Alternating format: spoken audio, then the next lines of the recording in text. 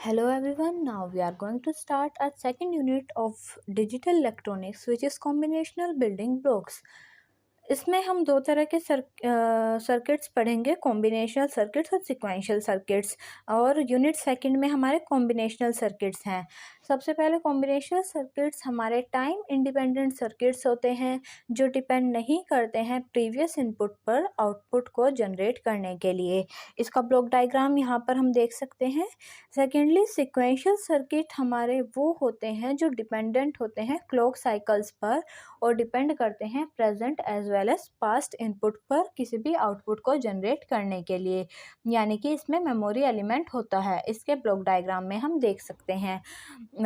इनका डिफरेंस एक बार हम देख लेते हैं कॉम्बिनेशनल और सिक्वेंशियल सर्किट्स का। कॉम्बिनेशनल सर्किट में आउटपुट जो होता है वो डिपेंड करता है प्रेजेंट इनपुट पर, जबकि सिक्वेंशियल सर्किट में आउटपुट डिपेंड करता है present as well as past input पर।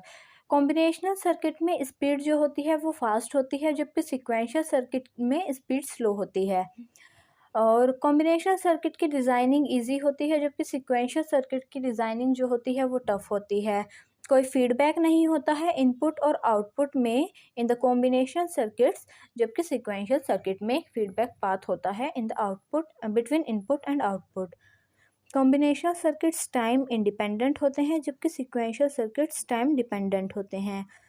एलिमेंट्री बिल्डिंग ब्लॉक्स जो होते हैं कॉम्बिनेशनल सर्किट्स के वो लॉजिक गेट्स होते हैं, जबकि सिक्वेंशियल सर्किट्स के elementary building blocks flip flop होते हैं।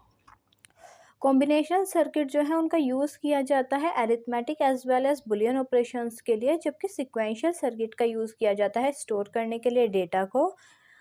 कॉम्बिनेशनल सर्किट्स में किसी भी स्टेट को स्टोर करने की कैपेबिलिटी नहीं होती है, जबकि सिक्वेंशियल सर्किट स्टोर कर सकते हैं।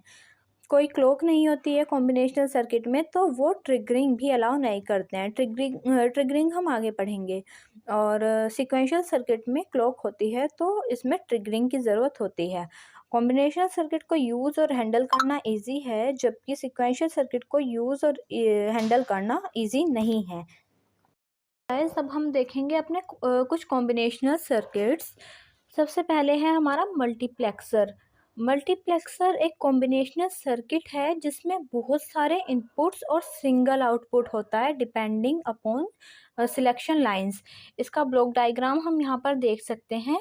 इसमें n सिलेक्शन लाइंस होती हैं, 2 की पावर n इनपुट्स होते हैं और एक आउटपुट होता है। इसे मैनी टू वन सर्किट भी कहा जाता है, डेटा सिलेक्टर भी कहा जाता है, और ये पैरेलल टू सीरियल कन्वर्टर भी कहा जाता है।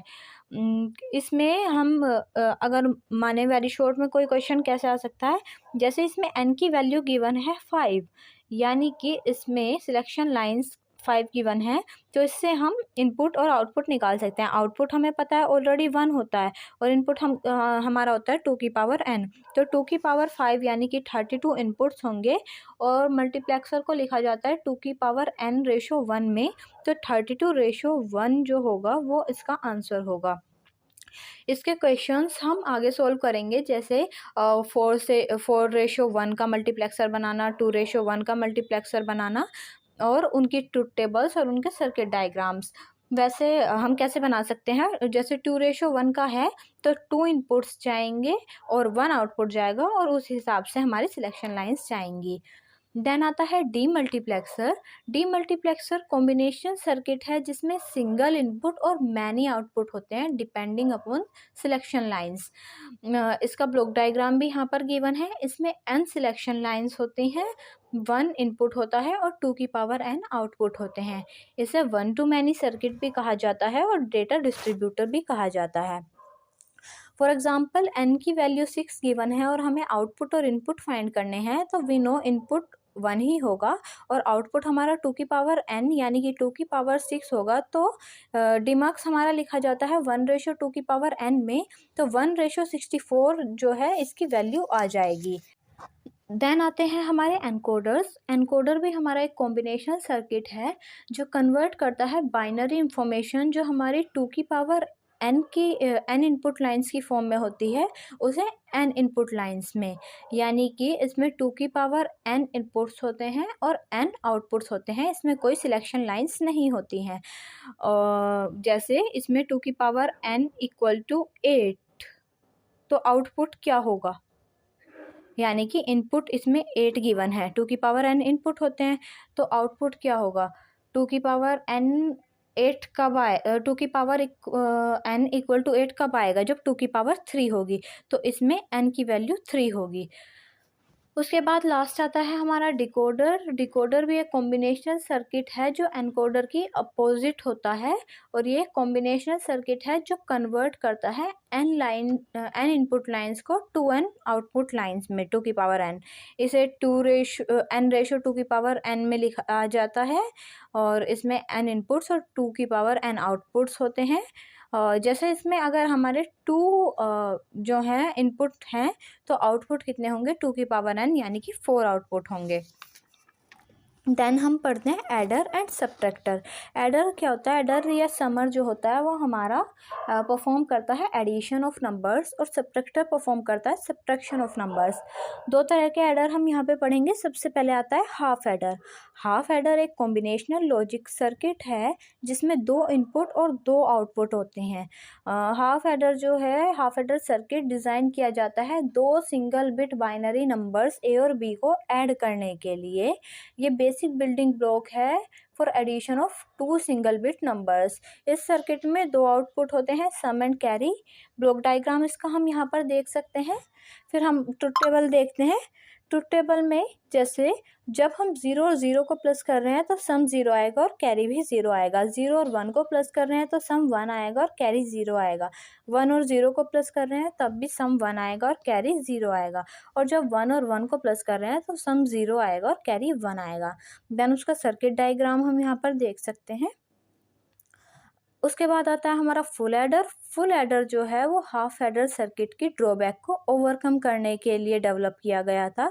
ये हमारा 2 single bit binary numbers A and B और उसके साथ जो कैरी सी आया है उन तीनों को ऐड कर सकता है। फुल एडर जो है ये इसमें 3 इनपुट होते हैं और 2 आउटपुट होते हैं।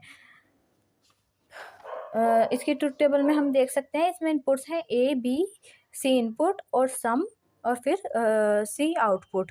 फिर उसका सर्किट डायग्राम है। देन आता है हमारा हाफ सब्ट्रैक्टर। हाफ सब्ट्रैक्टर एक कॉम्बिनेशनल सर्किट है जिसमें 2 इनपुट्स और 2 आउटपुट होते हैं, डिफरेंस एंड बोरो। ये प्रोड्यूस करता है difference between 2 single binary bits के बीच में इनपुट पर, और प्रोड्यूस करता है एक आउटपुट, यानी कि डिफरेंस और बोरो हमें देता है। और बोरो हमें ये इंडिकेट करने के लिए दिया जाता है अगर इसमें एक 1 जो है 1 वैल्यू हमने कहीं से बोरो की है। सब्ट्रैक्टर में a माइनस बी में a को माइन्यूएंड बिट कहा जाता है और b को सब्ट्राइंड बिट कहा जाता है। इसका ब्लॉक डायग्राम यहाँ पर गिवन है। देन इसके ट्रुथ टेबल से हम देख सकते हैं जब 0 और 0 हैं तो a माइनस बी जो डिफरेंस आया है वो हमारा 0 होगा और बोरो 0 होगा। 0 माइनस 1 में 1 जो होगा हमारा डिफरेंस होगा और 1 हमने बोरो लिया है। 1 माइनस 0 में 1 डिफरेंस होगा और 0 बोरो लिया है, और 1 माइनस 1 में 0 डिफरेंस होगा और 0 ही बोरो लिया है। इसका सर्किट डायग्राम फिर यहाँ पर गिवन है। देन आता है फुल सब्ट्रैक्टर। फुल सब्ट्रैक्टर हमारा हाफ सब्ट्रैक्टर की डिसएडवांटेज को ओवरकम करने के लिए बनाया गया था। फुल सब्ट्रैक्टर जो होता है ये हमारा एक कॉम्बिनेशनल सर्किट है जिसमें 3 इनपुट्स हैं ए बी और सी और 2 आउटपुट्स हैं डी और सी। ए बी सी की वैल्यूज़ हमने लिख दी हैं, उसके बाद इनका डिफरेंस कर दिया है और कैरी लिख दिया है। उसके बाद उसका ब्लॉक डायग्राम गिवन है, देन उसका सर्किट डायग्राम गिवन है।